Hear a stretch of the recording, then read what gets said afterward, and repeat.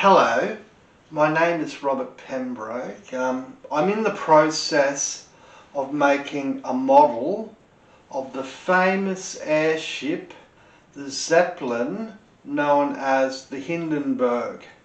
The Hindenberg was and still is the largest aviation craft ever made.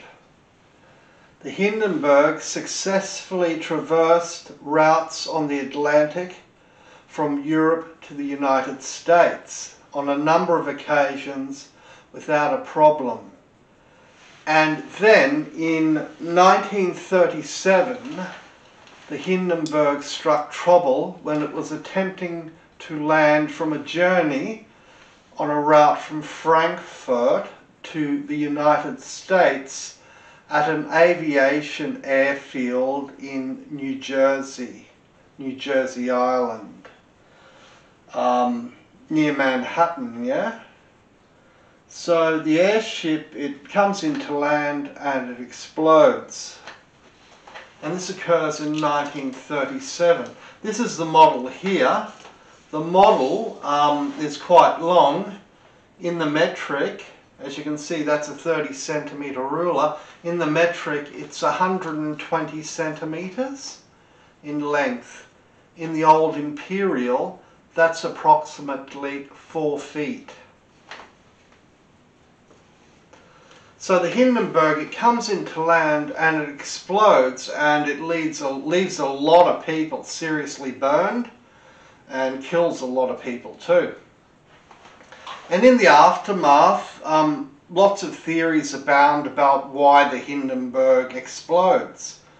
One of them was that it developed a lot of static electricity inside the fuselage of the craft, where large buoyancy chambers existed that carried hydrogen gas, a highly explosive gas, was and still is.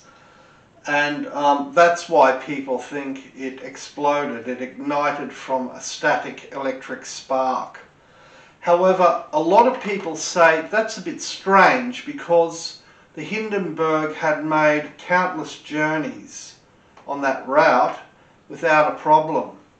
It seemed rather mysterious, quite enigmatic, that it was in 1937 that suddenly something went wrong and it exploded from static electricity, because on all the other journeys there would have been static electricity as well.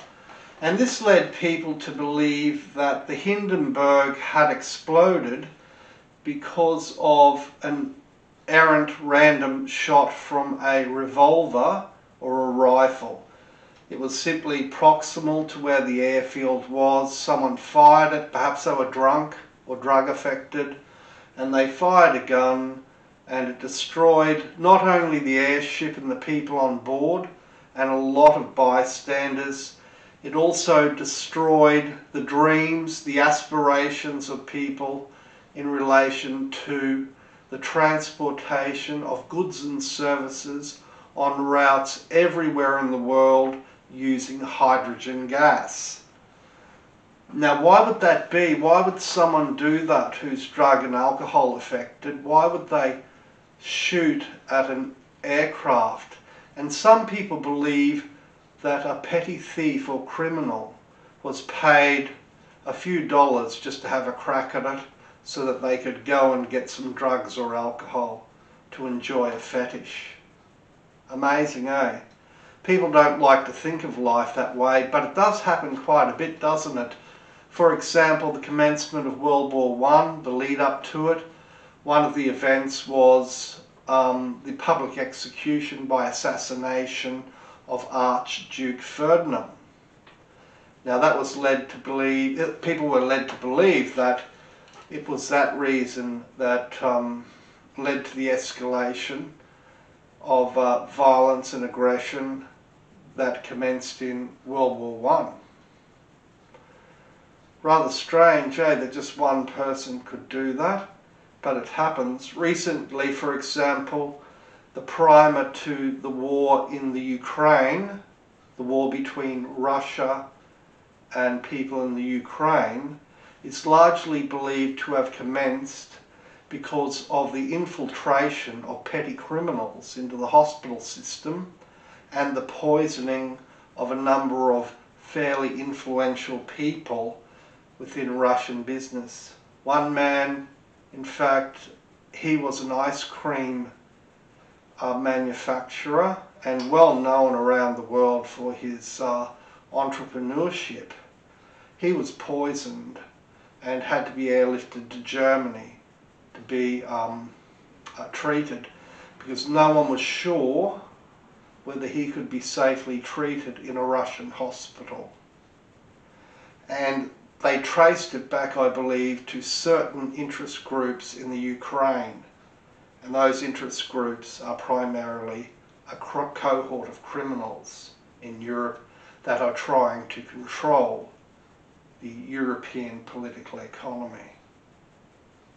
So we don't want them to win, do we? None of us. Anyway, the Hindenburg's an amazing story, isn't it? I'll leave you with those thoughts. They are quite controversial, rather provocative, aren't they? They have to be. Thanks very much. Bye.